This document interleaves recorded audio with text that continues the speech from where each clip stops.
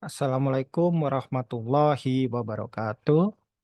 Selamat pagi, selamat siang, selamat sore. Salam sejahtera untuk kita semuanya. Pada kesempatan kali ini, saya akan mencoba mempresentasikan ujian akhir semester untuk mata kuliah testing dan implementasi sistem informasi. Saya Haryo Dwi Setioputro, mahasiswa Prodi PJJ Sistem Informasi Universitas Ciberasia dengan NIM 210 10 10 124. Saya akan memulai dengan uh, maaf, materi pertama tentang pengujian dan maintenance. Di sini ada beberapa pertanyaan yang diberikan.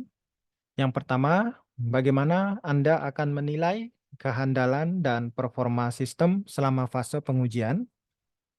Yang kedua, gambarkan dua skenario uji coba yang mungkin dihadapi dalam implementasi sistem manajemen inventaris.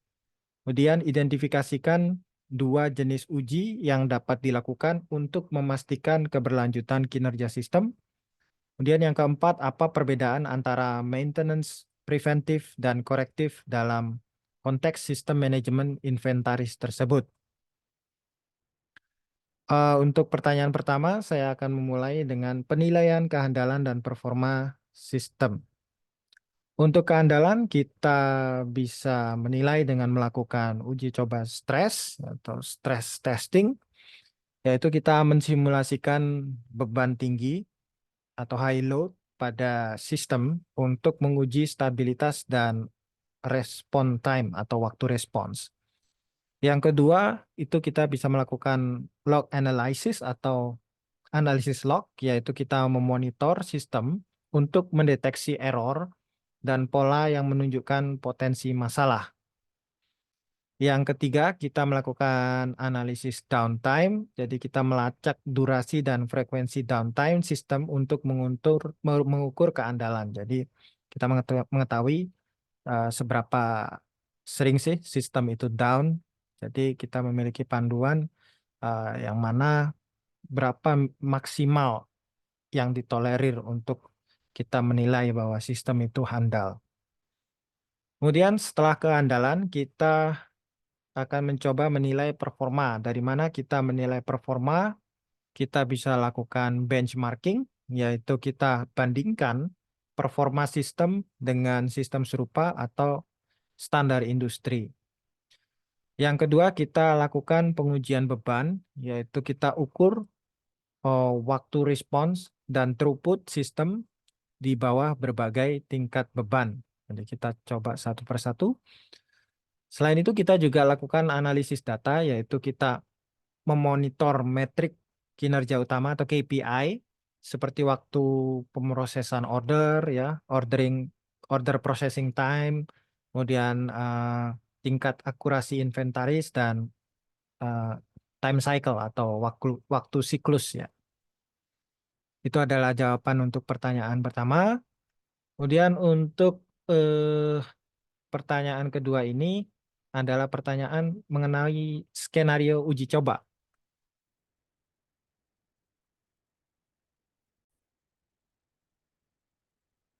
Baik, untuk menjawab pertanyaan mengenai skenario uji coba, di sini kami menyiapkan dua skenario, yaitu skenario 1 tentang user acceptance testing atau uji coba penerimaan pengguna untuk memastikan sistem memenuhi kebutuhan pengguna dan mudah digunakan. Jadi tujuannya gitu, kita bisa memastikan sistem itu memenuhi kebutuhan dan harapan dari pengguna itu sendiri. Kemudian kita bisa menilai kemudahan penggunaan dan kegunaan sistem. Terus kita bisa mendokumentasikan masalah usability itu tadi. Terus nanti kita bisa terima feedback atau umpan balik dari pengguna supaya kita bisa memperbaiki sistem. Langkah-langkahnya untuk skenario ini tentu seperti biasa, yaitu kita lakukan perencanaan dulu, kita tentukan tujuan dan ruang lingkup dari user acceptance testing tadi. Terus kita pilih pengguna yang akan terlibat pada testing tersebut. Kemudian kita kembangkan skenario uji dan kasus ujinya. Setelah itu kita menyiapkan lingkungan pengujian. Untuk pelaksanaannya, tentu nanti pengguna yang terlibat pada user acceptance testing ini akan diminta untuk menggunakan sistem dan menyelesaikan tugas-tugas tertentu. Nanti pengguna ini akan diamati dan dicatat interaksinya dengan sistem. Selain itu nanti pengguna akan diminta untuk memberikan feedback dan saran apa yang kurang, apa yang sudah bagus ya, apa yang kelebihan dari sistem tadi dan kekurangannya nanti akan dicatat untuk perbaikan. Setelah pelaksanaan itu tadi, tentu kita akan melakukan analisis ya, yaitu kita nanti akan identifikasi dan mendokumentasikan masalah usability. Terus nanti kita akan menganalisis umpan balik dari pengguna tadi. Kemudian tentu kita akan melakukan menyusun laporan hasil dari user acceptance testing. Jadi untuk penggunaan sistem manajemen inventaris itu tadi, nanti karyawan itu akan mencoba apakah sudah cocok, apakah barangnya sinkron dengan apa yang terjadi sebenarnya, dengan real world ya. Kalau misalnya tidak sinkron atau ada ketidakcocokan, nanti akan dilakukan perbaikan. Pada intinya kita harus memenuhi beberapa kriteria yang sudah ditentukan, yaitu sistem yang kita bikin tentu harus bisa menyelesaikan semua tugas. Semua tugasnya itu harus bisa diuji secara benar, ya, sudah teruji. Kemudian sistem juga harus mudah digunakan, mudah dipahami oleh pengguna. Kemudian jumlah tingkat keparahan itu harus minimal. Kemudian umpan balik dari pengguna harus positif. Itu adalah skenario pertama dengan user acceptance testing. Untuk skenario kedua itu adalah uji coba integrasi untuk memastikan sistem terintegrasi dengan baik dengan sistem yang ada.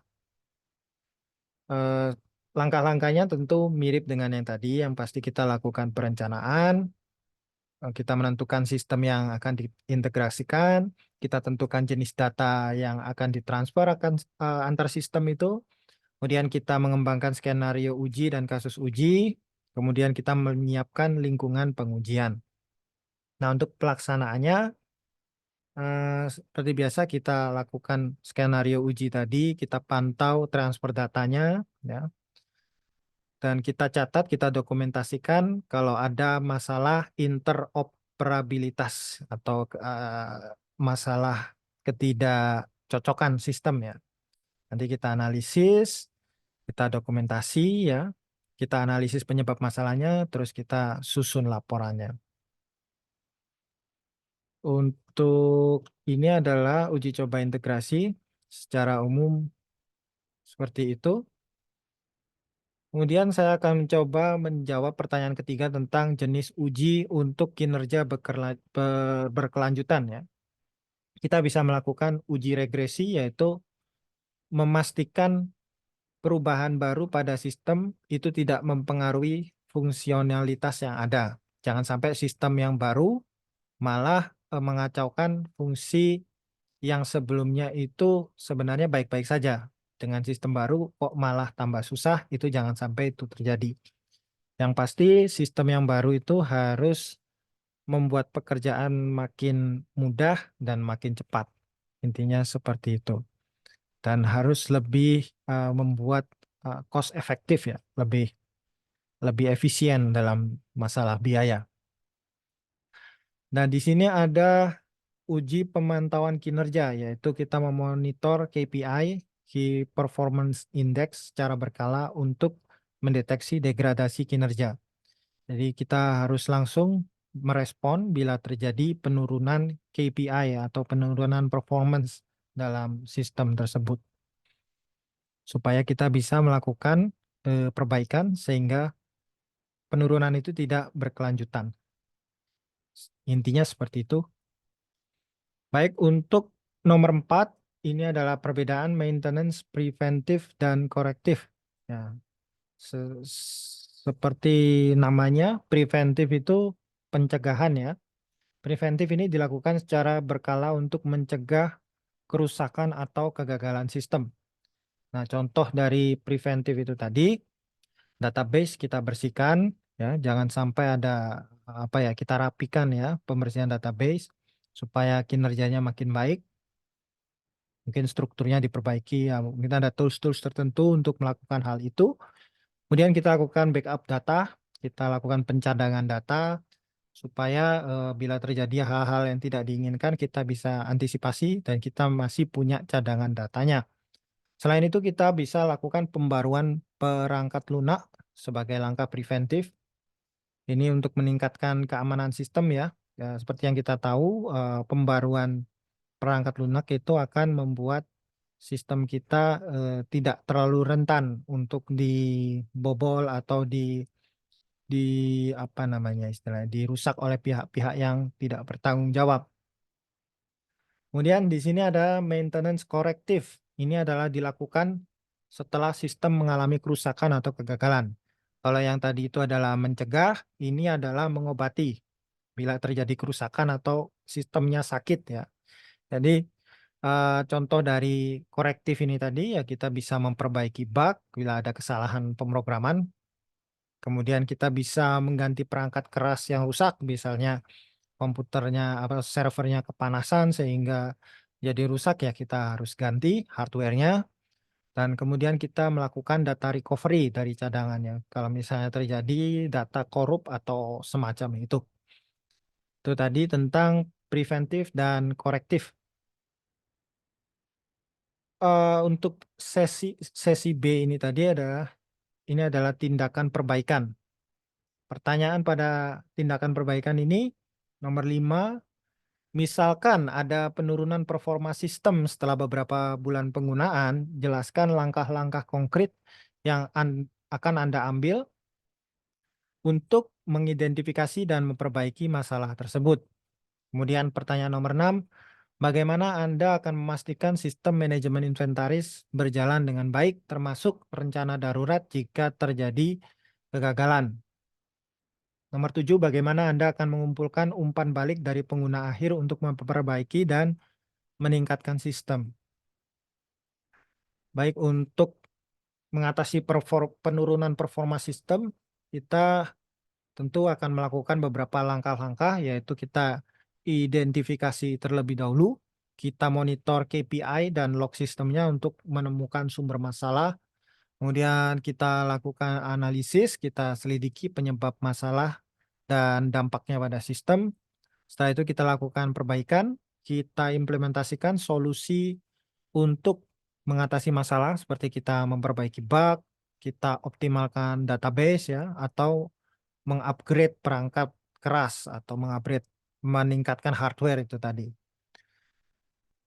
Kemudian ada pengujian. Jadi kita melakukan uji coba untuk memastikan solusi telah menyelesaikan masalah. Jadi kalau kita lihat kenapa ini kok sistem kita melemah, ternyata makin lemot karena pengguna makin banyak. Jadi atau networknya sudah tidak ngatasi apa ya, sudah tidak mampu lagi untuk menangani banyaknya user. Itu tentu kita harus melakukan upgrade hardware. Jadi setelah dilakukan upgrade hardware itu tentu kita harapkan kinerjanya membaik dan bisa melayani pengguna dengan lebih baik. Seperti itu untuk mengatasi penurunan performa sistem. Untuk pertanyaan ke-6 adalah memastikan sistem berjalan baik. Bagaimana caranya adalah langkah-langkahnya kita lakukan monitoring dulu, ya, monitoring KPI dan log sistem secara terus-menerus ya. Dari KPI dan log sistem itu kita bisa mengetahui bila ada sesuatu yang tidak beres terjadi pada sistem, itu kita bisa tahu. Kemudian yang kedua kita lakukan pemeliharaan preventif ya. Kita lakukan maintenance seperti yang telah kita bahas tadi pada pertanyaan sebelumnya. Kita lakukan preventif secara berkala. Kemudian kita lakukan eh, emergency plan atau rencana darurat. Kita siapkan rencana darurat untuk menangani kegagalan sistem. Bagaimana kalau misalnya terjadi kebakaran, Bagaimana kalau terjadi gempa bumi atau lampu mati dan sebagainya, itu kita harus sudah memiliki emergency plan. Selain itu, kita harus punya yang namanya change management atau manajemen perubahan. Jadi kita harus kelola perubahan pada sistem itu dengan hati-hati supaya kita tidak mendapatkan dampak negatif pada perubahan itu tadi. Karena memang yang namanya perubahan itu pasti membutuhkan transisi ya. Transisi itu perlu manajemen yang baik. Jadi seperti itu. Untuk pertanyaan nomor 7, bagaimana caranya mengumpulkan umpan balik pengguna? Nah, untuk mengumpulkan umpan balik pengguna ini, kita bisa melakukan beberapa metode. Yang pertama itu adalah melakukan survei. Kita bisa kirim survei kepada pengguna untuk mendapatkan feedback atau umpan balik tentang pengalaman mereka dengan sistem. Ya, kita bisa menggunakan seperti Google Form atau sarana yang lain ya. Sekarang banyak fasilitasnya. Kemudian kita bisa lakukan wawancara ya. Kita melakukan wawancara dengan pengguna untuk mendapatkan umpan balik yang lebih mendalam, atau mungkin kita bisa lakukan seperti eh, apa namanya, pertemuan rame-rame CAD semacam itu untuk bisa mengumpulkan apa namanya, brainstorming dengan para stakeholders. Jadi kita bisa tahu apa problematikanya, apa kebutuhan mereka, apa permasalahannya secara lebih menyeluruh dan ya seperti itu. Kemudian kita lakukan kelompok fokus dengan pengguna untuk membahas masalah dan solusi, yaitu tadi join application, join wawancara bersama-sama. Kemudian kita bisa juga menyediakan forum online bagi pengguna untuk memberikan umpan balik dan saran. Nah, forum online itu bisa seperti forum yang seperti Kaskus dan sebagainya, itu bisa dipakai atau membuat forum sendiri di website ya. Seperti kita tahu beberapa pabrikan atau beberapa brand itu memiliki forum tersendiri untuk para usernya untuk berinteraksi, dan terkadang ada tech support yang mensupport di forum tersebut untuk menjawab pertanyaan dari user selagi mereka berdiskusi tentang masalah yang mereka hadapi. Kemudian kesimpulan, tadi 7 pertanyaan sudah saya jawab. Kemudian kesimpulannya adalah pengujian dan maintenance yang tepat itu sangat penting untuk memastikan sistem manajemen inventaris berjalan dengan baik dan memberikan nilai tambah bagi perusahaan. Jadi seperti itu kesimpulannya. Ini adalah daftar pustaka yang saya pakai untuk presentasi ini. Baik, saya kira sekian presentasi dari saya untuk ujian akhir semester ini. Terima kasih kepada Bapak Noviandri, Eskom MMSI, selaku dosen pengampu dan pembimbing dalam mata kuliah testing dan implementasi sistem informasi, atas bimbingan dan arahannya serta materi yang telah diberikan. Semoga presentasi ini dapat memenuhi apa yang menjadi tugas dari saya dan semoga memberikan manfaat untuk yang menonton. Mohon maaf kalau ada kesalahan, dan itu pasti ada kekurangan dan kesalahan dalam presentasi ini. Mohon saran dan kritik yang membangun untuk perbaikan di masa mendatang. Ya, sekian saya akhiri. Terima kasih atas waktunya. Wassalamualaikum warahmatullahi wabarakatuh.